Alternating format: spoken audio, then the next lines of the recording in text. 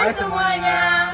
Perkenalkan, kami dari kelompok 1. Pada kesempatan kali ini, kami akan menjelaskan mengenai struktur data Q.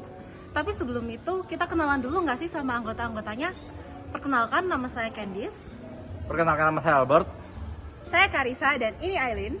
Dan saya Brigita. Pernah nggak sih kalian mikir kayak bagaimana sistem kerja dari notifikasi aplikasi yang ada dalam perangkat gawai kalian? Atau bagaimanakah sistem kerja dari pengambilan dan pemanggilan nomor antrian yang seringkali kita temui di rumah sakit atau instansi lainnya? Pada dasarnya, proses tersebut akan menggunakan struktur data Q. Lalu, apa sih yang dimaksud dengan Q? Oke, mari saya jelaskan. Q itu dalam bahasa Indonesia artinya antrian atau struktur data yang menyusun elemen-elemen data dalam urutan linear. Prinsip data yang disusun dalam struktur data ini adalah first in, first out, atau yang disingkat menjadi FIFO, di mana dalam sebuah urutan linear objek yang pertama kali lebih dulu datang atau menjadi yang pertama pula untuk dikeluarkan. Selanjutnya dijelaskan oleh Karisa ya. Bye-bye. Jadi, sistem Q ini bekerja layaknya jajaran orang yang sedang menunggu antrian, di mana orang pertama yang datang adalah pertama yang dilayani dan akan menjadi yang pertama pula untuk keluar. Prinsip ini diketahui dengan nama FIFO atau First In, First Out.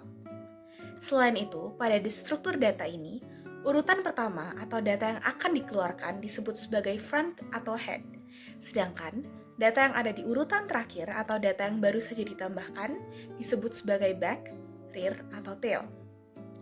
Proses untuk menambahkan data pada antrian disebut sebagai NQ, sedangkan proses untuk menghapus data dari antrian tersebut disebut sebagai DQ.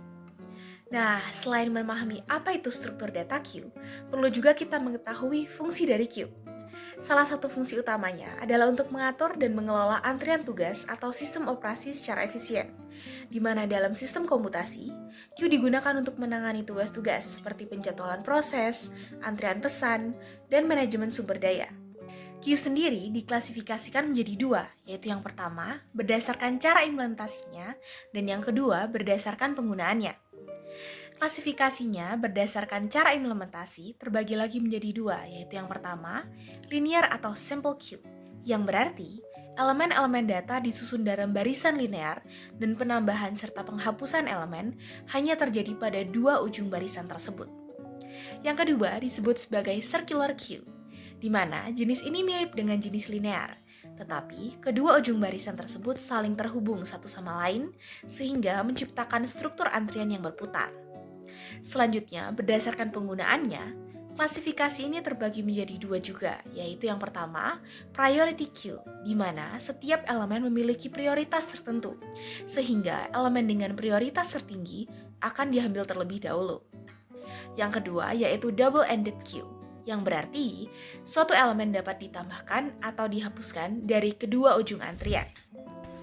Nah, setelah kita memahami apa itu Q, bagaimana prinsip kerjanya, apa fungsinya, dan jenis-jenisnya, kita juga perlu untuk memahami apa saja sih keuntungan dan kelebihan dari struktur data Q.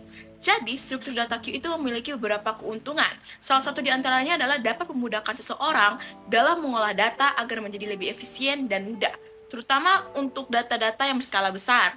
Selain itu, ada pula beberapa keuntungan lainnya, seperti membantu seseorang untuk lebih mudah dalam menginsert ataupun menghapus data dengan bantuan dari prinsip FIFO, yaitu first in, first out.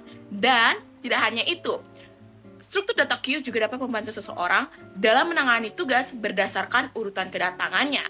Selain keuntungannya, ada pula beberapa keterbatasannya, seperti susah bagi seseorang untuk mencari suatu elemen tertentu dalam urutan linear atau antrian, dan juga dibutuhkannya alokasi memori yang cukup besar untuk menyimpan semua data antrian-antrian tersebut. Lalu bagaimana sih contoh nyatanya dalam kehidupan sehari-hari? Salah satu contoh nyatanya dalam kehidupan sehari-hari yang dapat kita temui dan paling umum adalah melalui jajaran orang yang sedang mengantri untuk dilayani. Biasanya dapat kita temui di supermarket, di toko-toko, ataupun di tempat umum lainnya. Selain itu ada pula contoh lainnya, seperti sistem pengambilan dan pemanggilan nomor antrian yang dapat kita temui di rumah sakit atau puskesmas, perusahaan atau instansi. Kemudian yang kedua, adalah dengan mengurutkan tugas atau pekerjaan yang kita miliki berdasarkan urutan kedatangannya ataupun berdasarkan prioritasnya. Aduh, haus gara-gara kebanyakan ngomong jadi lupa beli air. Udah dulu ya, aku mau beli air.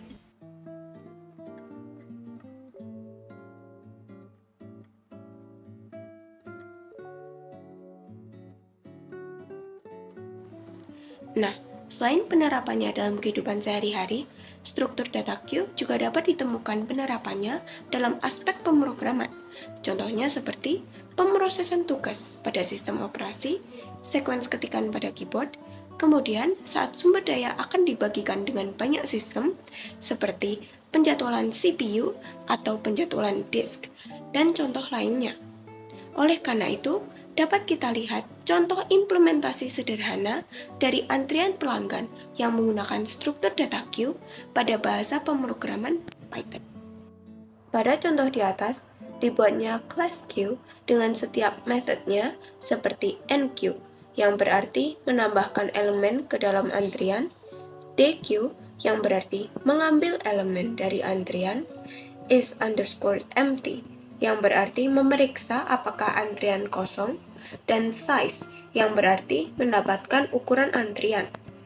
Selanjutnya, penggunaan kelas tersebut akan diilustrasikan dengan membuat objek antrian, menambahkan beberapa elemen ke dalamnya, serta melakukan operasi enqueue dan dequeue.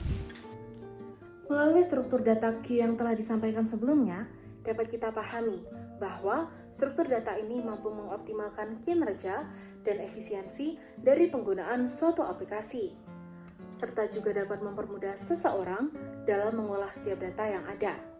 Hal ini dikarenakan queue merupakan struktur data yang menata dan juga mengatur elemen-elemen data dengan menggunakan prinsip first in, first out, atau yang biasa kita sebut dengan singkatan FIFO, yang mana implementasi sederhananya dapat kita lihat melalui antrian pelanggan di kasir. Sedangkan aksi pemrogramannya dapat kita lihat melalui contoh sequence pada ketikan di keyboard.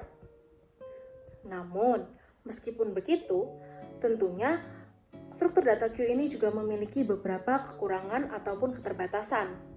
Salah satunya yaitu kurang efisien dalam pencarian elemen-elemen tertentu di suatu urutan ataupun suatu linear.